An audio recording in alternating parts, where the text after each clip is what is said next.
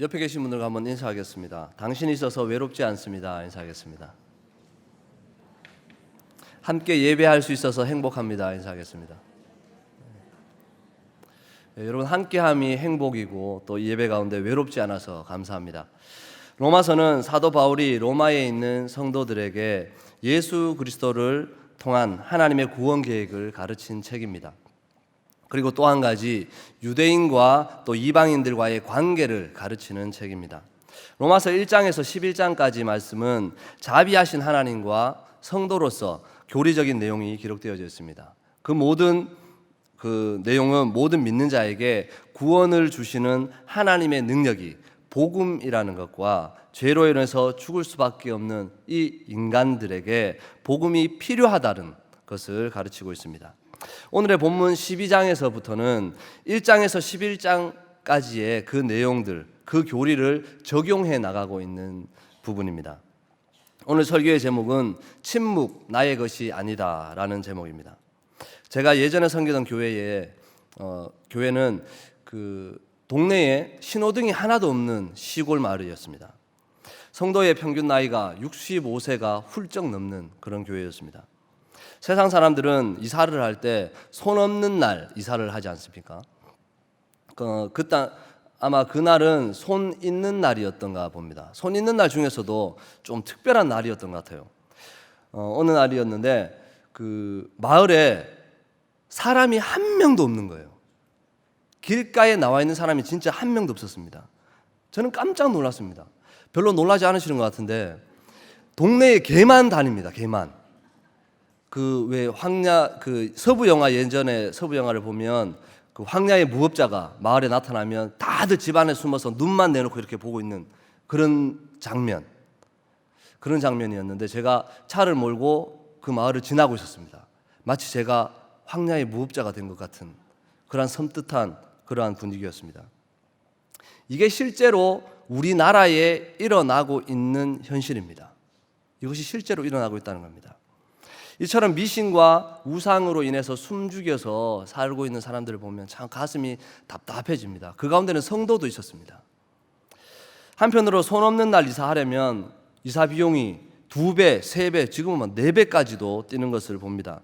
그러면서 참 저희는 감사하죠. 우리는 이것과 상관없이 가장 싼 날로 이사할 수 있기 때문입니다. 이사 비용 제일 싼 날로 이사하는 저와 여러분들 되시기를 소망합니다. 사랑하는 성도 여러분, 우리가 우리 우상과 미신으로 인해서 억압되어 있는 이 한국 땅에 다시 부흥의 세대가 일어날 것을 믿으십니까? 우리 믿음의 성도들로 말미암아서 조국의 영적인 판도가 뒤집어질 것을 믿으십니까? 그렇다면 악한 영에 눌려있던 이러한 인생이 누림으로 변화되어지는 회복될 때가 일어날 것을 믿으십니까? 그렇다면 저를 따라서 한번 선포합시다. 침묵은 나의 것이 아니다. 할렐루야. 오늘 말씀을 살펴보면서 믿음으로 말미암아 회복되는 성도의 모습에 대해서 함께 나누기를 원합니다. 먼저 예배의 회복이 절실합니다. 믿음의 백성에게 가장 중요한 것 3가지가 있습니다. 첫 번째는 예배입니다. 두 번째는 예배입니다. 세 번째는 예배입니다. 믿음의 백성에게 가장 중요한 것은 예배입니다. 예배가 회복되어져야 합니다. 예배는 보는 것이 아니라, 예배는 구경하는 것이 아니라, 예배는 그냥 참여하는 것이 아니라 예배는 드리는 것입니다. 오늘날 많은 성도들이 형식적으로 예배의 자리에 나오는 경우가 굉장히 많습니다. 예배 가운데 나와 있지만 아무 감격도 없고 감사도 없습니다. 주일 예배를 드리다 보면 설교 중간에 왔다 갔다 하는 사람들도 있습니다. 나가는 사람들도 있습니다. 예배의 중요성을 알지 못하는 사람은 참으로 안타까운 신앙생활을 하고 있는 거죠. 물론 예배의 자리에 나오는 것만으로도 대단한 신앙 고백임은 분명합니다. 프랑스의 철학자 볼테르는 기독교를 반대하는 사람이었습니다. 이런 말을 했습니다. 기독교를 죽이려면 그들이 지키는 주일을 먼저 없애야 한다. 주일에 교회에서 섬기고 교제하는 그 모임을 파해야 한다. 그는 기독교를 악랄하게 비판했던 사람이지만 기독교의 급소를 정확하게 잘 알고 있었습니다. 혹시 우리 가운데 피곤하지만 예배드린다, 바쁘지만 시간을 내서 예배 드리겠다. 쉬고 싶은 마음이 있지만 내가 끝까지 남아서 예배 드리겠다. 이렇게 생각하시는 분이 있습니까? 그렇다면 생각을 조금 바꾸셔야 됩니다. 어떻게 해요? 예배 드리기 위해서 바쁜 시간, 피곤함, 쉬고 싶은 마음을 내려놓는다. 우선순위를 바꾸어야 한다는 말입니다. 우선순위를. 우리의 모든 삶 속에서 예배가 최우선적으로 되어야 한다는 것입니다. 신앙인이 예배를 지키는 것이 아니라 예배가 우리 그리스도인을 지키는 것입니다. 예배의 중요성을 모르는 사람은 참된 신앙인이라고 말할 수 없습니다. 오늘 본문 1절 말씀 함께 보겠습니다. 1절입니다. 다시 한번 읽어보겠습니다. 시작. 그러므로 형제들아 내가 하나님의 모든 자비하심으로 너희를 권하노니 너희 몸을 하나님이 기뻐하시는 거룩한 산제물로 드리라. 이는 너희가 드릴 영적 예배니라. 아멘. 예배는 드리는 것입니다. 예배는 드리는 것입니다. 예배는 내 몸을 드리는 겁니다. 내가 제물이 되어서 하나님께 드리는 것입니다. 그냥 드리는 겁니다. 무엇을 드릴까? 얼마나 드릴까? 어떻게 드릴까? 이런 것들 고민하는 것이 아니라 있는 그대로 나의 모습 그대로 주님 앞에 나와 드리는 겁니다. 또 예배를 통해서 무엇인가를 채워가려고 하는 사람들이 있습니다. 물론 하나님께서는 예배를 통해서 치유와 회복을 허락해 주십니다. 또 은혜를 베풀어 주십니다. 단 전제되어지는 조건이 있습니다. 먼저 내가 하나님께 드려져야 한다는 것입니다. 예배 가운데 나와서 드려야 할 우리의 기도가 있습니다. 주님, 내가 여기 있습니다. 나를 받아주시옵소서. 이 모습 이대로 받아주시옵소서. 더럽고 추한 모습 그대로 나를 받아주시옵소서. 우리가 거룩하고 깨끗하기 때문에 이 자리에 나오는 것이 아니지 않습니까? 나의 연약함, 나의 더럽고 추함, 그 모습 그대로 주님 앞에 나왔습니다. 콧대 높은 나를 하나님 앞에 내어놓는 것, 이것이 바로 예배입니다. 탐욕스러운 욕심을 하나님 앞에 있는 그대로 내어놓는 것, 이것이 예배입니다. 고집스러운 습관을 하나님 앞에 있는 그대로 내어놓는 것, 가지고 하나님 앞에 나아오는 것, 이것이 예배입니다. 성도가 가장 우선시하고 중요하게 여겨야 할 것은 예배입니다. 그래서 우리 믿음의 사람에게 가장 필요한 세 가지, 첫째가 예배, 둘째도 예배, 셋째도 예배입니다. 예배가 회복되어지기 위해서는 예배에 참여하는 우리의 성도의 중심이 회복되어져야 합니다. 중심을 잃어버리고 그저 형식적인 예배를 내려놓아야 된다는 것입니다. 예배를 통해서 참된 행복을 누리는 저와 여러분들 되시기를 소망합니다. 두 번째로 삶이 회복되어져야 합니다. 따라합시다. 삶이 회복되어져야 한다. 삶이 회복되어지는 것 참 어렵습니다. 말처럼 생각처럼 쉽지 않습니다. 저도 어제 집 앞에 주차를 하다가 나이가 있으신 어르신하고 한바탕 했습니다. 참아야 하는데 참지 못하고. 삶의 회복이란 우리가 잘 먹고 잘 살자, 어떻게 하면 세상 가운데 잘 먹고 잘 살 수 있을까, 이것을 말하는 것이 아닙니다. 믿음으로 사는 성도의 참된 삶의 주제는 구별입니다. 구별. 세상과 구별된 삶을 살아야 한다는 것입니다. 영원한 것을 위해서 영원하지 않은 것을 버리는 것, 이것은 당연한 것이죠. 그렇다면 영원한 것은 무엇입니까? 하나님의 말씀입니다. 그러면 영원하지 않은 것은 무엇입니까? 우리가 세상에서 가지려고 하는 돈, 명예, 권력, TV, 게임, 도박, 부동산 등등등등등. 영원한 하나님의 말씀을 위해서 명예, 권력, TV, 도박, 부동산 이런 것들을 내려놓을 수 있어야 합니다. 영원한 것을 위해서 영원하지 않은 이 세상의 것을, 이 세상의 필요를 아낌없이 버릴 수 있는 저와 여러분들 되시기를 소망합니다. 그렇다고 가정도 직장도 다 버리라는 건 아닙니다. 돈 버셔야 합니다. 많이 버셔야 합니다. 가정 지키셔야 합니다. 잘 지키셔야 합니다. 다만 하나님보다 앞서가지 말아야 합니다. 저와 여러분들이 그리스도인이라면 사람, 일, 돈 이런 것들을 대할 때 세상 사람들과는 달라야 하지 않겠습니까? 세상 사람들의 가치 기준과는 조금 달라야 하지 않겠습니까? 디모데전서 6장 10절 말씀을 함께 보겠습니다. 디모데전서 6장 10절입니다. 함께 읽어보겠습니다. 시작. 돈을 사랑함이 일만하게 뿌리가 되나니 이것을 탐내는 자들은 미혹을 받아 믿음으로 에서 떠나 많은 근심으로써 자기를 찔렀도다. 아멘. 돈을 벌기 위해서 일에만 집착하지 말아야 합니다. 주를 위해서 돈을 벌겠다면 적어도 정직하게 벌어야 하고 적어도 주를 위해 써야 하지 않겠습니까? 그래서 돈을 벌어야 합니다. 오늘 본문 2절 말씀 함께 보겠습니다. 2절입니다. 시작.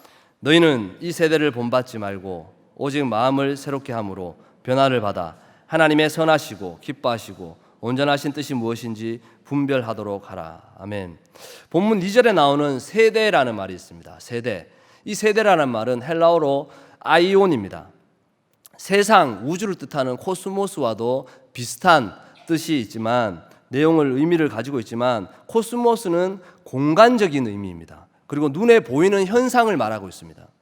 그런데 아이온은 눈에 보이는 삶의 방식, 눈에 보여지는 공간적인 요소도 말하고 있지만 거기를 더 나아가서 눈에 보이지 않는 정신적인 것까지도 포함하고 있습니다. 그러니까 오늘 2절에서 말씀하고 있는 세대라는 말은 눈에 보여지는 공간적인 의미와 함께 눈에 보여지지 않는 정신적인 것까지도 포함하고 있다는 말입니다. 오늘 본문에서 말하고 있는 세대는 육적인, 영적인 것까지도 포함하고 있다는 말입니다. 우리는 살아가면서 많은 것을 배웁니다. 지금까지 여러분 배운 것 중에 가장 쉽게 배운 것이 무엇입니까? 인간이 배우는 것 중에 가장 쉽게 잘 배워지는 것, 나쁜 짓 잘 배우는 것 같습니다. 나쁜 짓은 너무 쉽게 잘 배우는 것 같습니다. 우리 본성이 약하기 때문에. 그러면 배우는 것 중에 한 번 배웠다 하면 잊어버리지 않는 것이 있습니다. 한 번 배웠다 하면 잊어버리지 않는 것. 바로 몸이 배우는 것입니다. 몸이 배우는 것. 우리가 어릴 때 자전거를 탔다면 한참 10수년을 타지 않아도 자전거에 앉으면 조금만 하면 타는 것처럼 몸이 익혀져 있다는 겁니다. 물론 좋은 것을 배울 때도 있습니다. 하지만 나쁜 것이 몸에 배어지면 좀 골치 아파집니다. 몸이 배우면 자신도 모르는 사이에 그 행동을 하는 것이죠. 배우는 속도는 빠르지 않습니다. 아주 느립니다. 천천히 배워갑니다. 내가 왜 이러지? 하는 순간 이미 그것이 나에게 습관이 되어져 있는 것이 바로 몸이 배우는 겁니다. 이런 찬양이 있습니다. 만지지 말아야 했던 것을 만진 내 손이네. 주님의 그 두 손에 못을 박히셨고 가지 말아야 할 곳을 간 나의 두 발로 인해 주님의 그 두 발에 못 박히셨으니 생각하지 말아야 했던 더러움 인해 주님의 머리에 가시관 박히셨네. 이 찬양의 제목은 예수님이 십자가에 달려 죽으셔야 했던 이유입니다. 예수님이 십자가에 달려 죽으셔야 했던 이유. 세상에 속한 더러운 것들을 만지고 가지 말아야 할 곳을 가고 생각하지 말아야 할 것을 생각하는 누구도 아닌 바로 나로 인해서 십자가를 지셔야 했다는 것입니다. 우리의 공동체 안에는 믿음으로 깨어있는 한 사람이 있다면 세상은 변화되어질 것입니다. 믿음의 성도는 세상 가운데 영향력이 있어야 합니다. 깨어서 하루 종일 집에 틀어박혀 있다면 무슨 소용이 있습니까? 깨어서 교회에만 머물러 있다면 무슨 소용이 있습니까? 세상 모든 사람들에게 선포해야 합니다. 나는 하나님의 백성입니다. 내가 믿는 하나님은 나를 사랑하시고 여러분들도 사랑하십니다. 복음을 선포할 수 있어야 됩니다. 바로 증인의 삶을 살아야 한다는 것입니다. 어느 시골 마을에 노총각이 살고 있었습니다. 오늘따라 자꾸 시골 얘기를 하는데 제가 시골 출신이라서 그렇습니다. 노총각이 살고 있었습니다. 그는 아름다운 집 앞에 연못이, 작은 연못이 있었습니다. 참 그야말로 그림 같은 풍경이죠.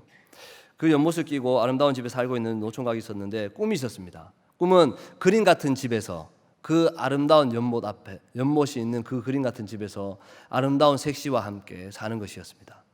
하지만 그게 잘 쉽게 되지 않죠. 그 아름다운 연못에 어느 날 개구리가 찾아오게 됩니다. 개구리가 찾아와서 밤새 우는데 수천 마리가 개굴 울어대는 거죠.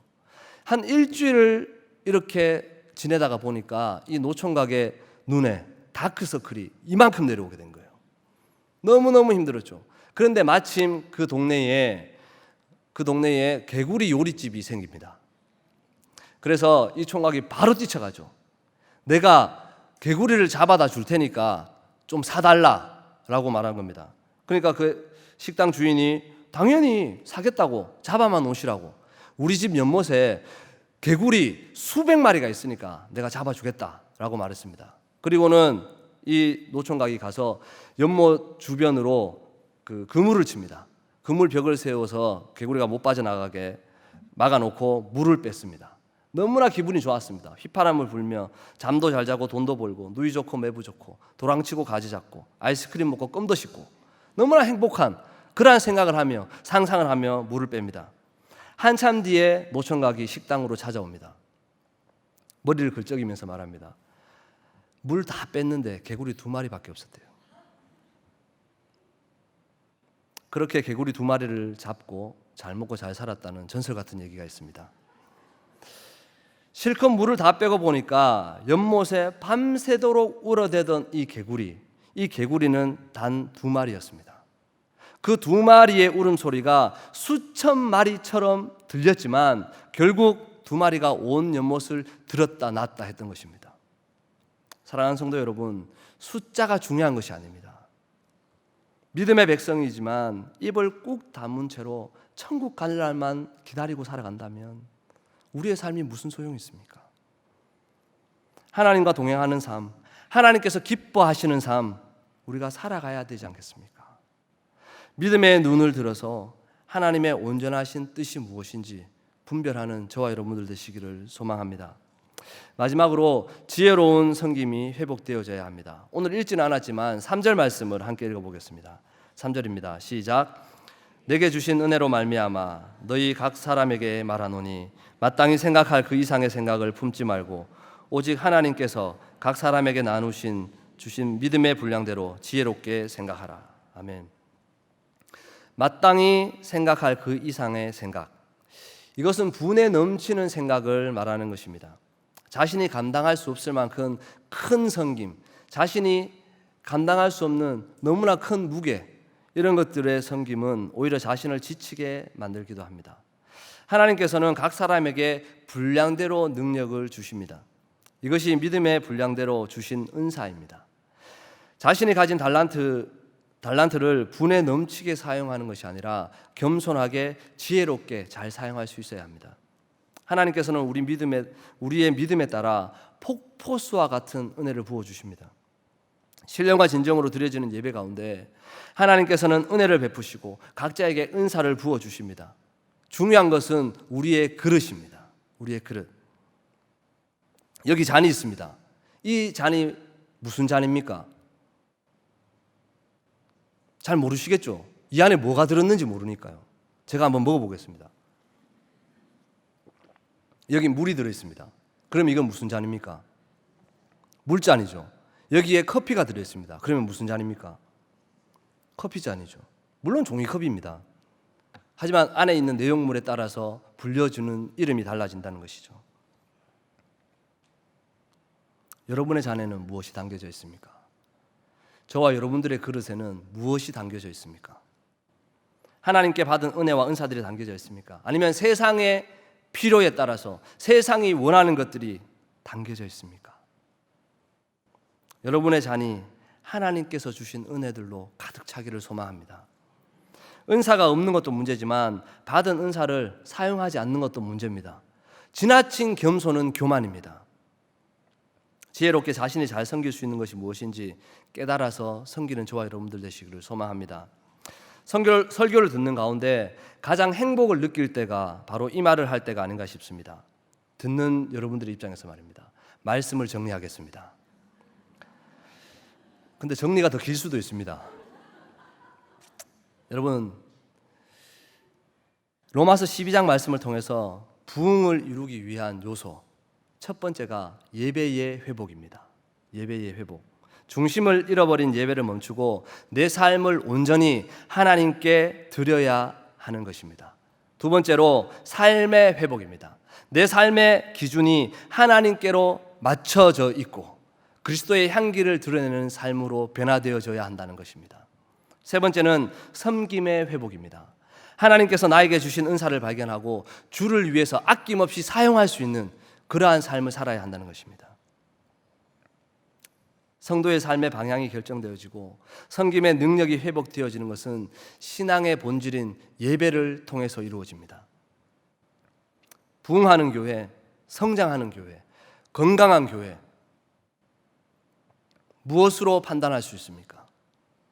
성도의 숫자가 아닙니다. 얼마나 많은 재정을 가지고 있느냐, 이것이 아닙니다. 예배 가운데 선포되어지는 말씀을 듣고 그 말씀대로 살아가려고 발버둥을 치고 안간힘을 쓰는 성도가 얼마나 많으냐, 이것이 성장하는 교회, 부흥하는 교회, 건강한 교회를 판가름할 수 있는 것입니다. 우리 교회는 크니까 성장, 부흥 말하면 안 됩니까? 천만에요. 우리 3.1교회가 바로 개개인이 성장하는 교회, 개개인이 부흥하는 교회가 되어야 한다는 것입니다. 저와 여러분들이 그렇게 해야 하는 것입니다. 지금 우리 교회는 특별 새벽 기도회를 이어서 선교 기간에 돌입했습니다. 2달 동안 12개의 선교지를 우리가 가게 됩니다. 이미 제주 선교가 마무리되었고 내일부터 영동 선교가 시작됩니다. 이어서 해외 선교가 또 진행됩니다. 이렇게 많은 선교 일정들 가운데 언제까지 침묵하시겠습니까? 여러분 주변에 침묵하는 사람이 있다면 붙들고 함께 하자고, 함께여서 행복하고 함께여서 외롭지 않다고 함께 할 수 있기를 소망합니다. 선교지에 가서도 침묵하는 사람들이 있습니다. 부끄러워서, 저는 낯을 가려서. 침묵은 이제 더 이상 나의 것이 되어서는 안 됩니다. 이 땅의 부흥, 그 역사의 중심에서 예수 그리스도의 이름을 선포하는 저와 여러분들 되시기를 소망합니다. 함께 찬양하겠습니다. 광야를 지나며 찬양하겠습니다.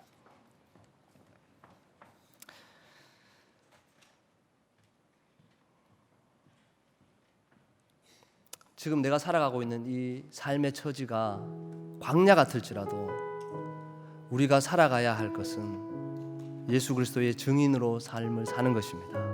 이 삶을 타파하고 주님께로 나아갔으면 좋겠습니다. 우리 광야를 지나며 찬양하겠습니다.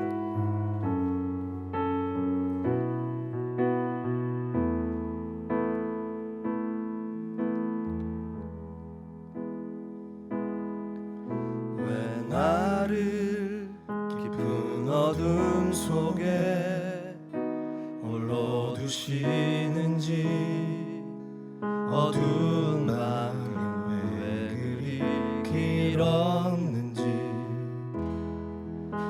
나를 고독하게, 나를 낮아지게, 세상 어디도 기댈 곳이 없게 하셨네.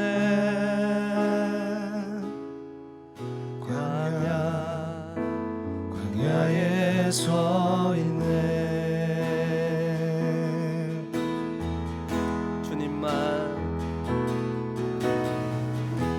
주님만 내 도움이 되시고, 주님만 내 빛이 되시는, 주님만 내 친구 되시는 광야.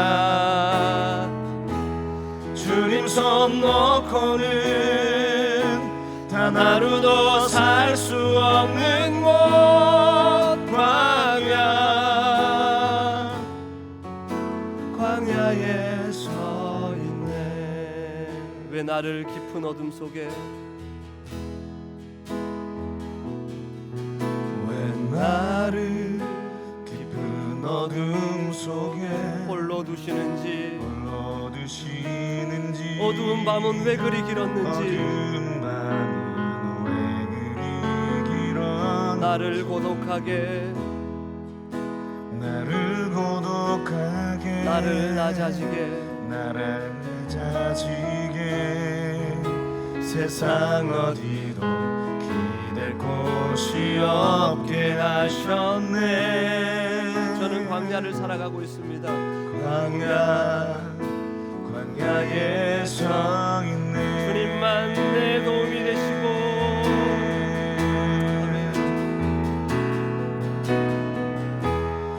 주님만 내 도움이 되시고 주님만 내 빛이 되시는 주님만 내 친구 되시는 광야 주님 손 놓고는 단 하루도 살 수 없는 곳 광야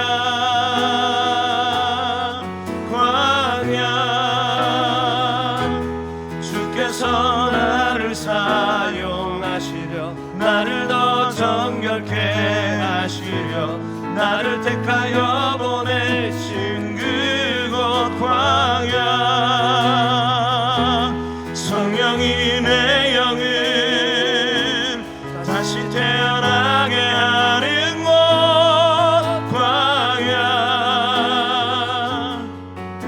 광야에 서 있네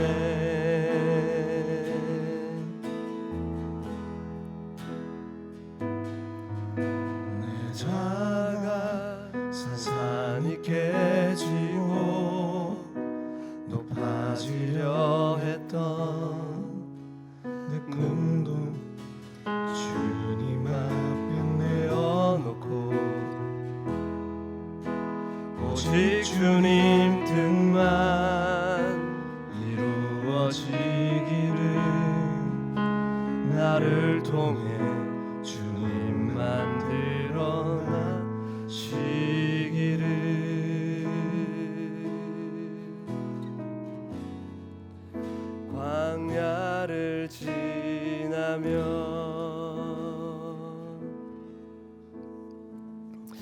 시원하게 기도하겠습니다. 여러분, 분명 우리는 광야를 지나고 있습니다. 누가 뭐라고 해도 힘들고 어려운 삶을 살아가고 있습니다. 누가 뭐라고 할지라도 내 삶은 고달프고 힘이 듭니다. 어쩌면 세상 사람들보다 더 고달프고 더 힘이 들고 더 어찌할 수 없는 인생을 살아가고 있습니다. 이럴 때 여러분, 무엇을 잡아야 합니까? 내 삶이 주님 바라보게 하시고 이 삶 가운데 주님 손 놓으면 끝장나는 것입니다. 이 광야 인생 가운데 내가 주님 손을 내려놓지 아니하도록 주님 손 붙들고 이 손을 끝까지 부여잡고 주님 앞에 나아갈 수 있도록 해달라고 기도하시고, 중심이 이런 예배를 내려놓고 주님을 향한 진정한 예배가 회복되어지게 해주시옵소서. 내 삶 속에 그리스도의 향기가 드러날 수 있는 삶을 살아갈 수 있게 해달라고 이 시간 주님의 이름을 찾고 간절히 기도하며 나아가겠습니다. 기도합니다. 주여, 살아계신 아버지 하나님, 주님 은혜를 허락하시옵소서. 아버지, 내 삶이 너무나 고달프고 힘이 듭니다. 아버지, 광야 같은 걸음을 걸어가고 있습니다. 아버지, 한 치 앞도 바라볼 수 없는 이 세상 가운데 아버지, 너무나 무거운 짐을 지고 내가 살아가고 있는 나의 인생 가운데 성령 하나님 은혜를 베풀어 주시옵소서. 성령 하나님 은혜를 베풀어 주시옵소서. 아버지 하나님 중심에는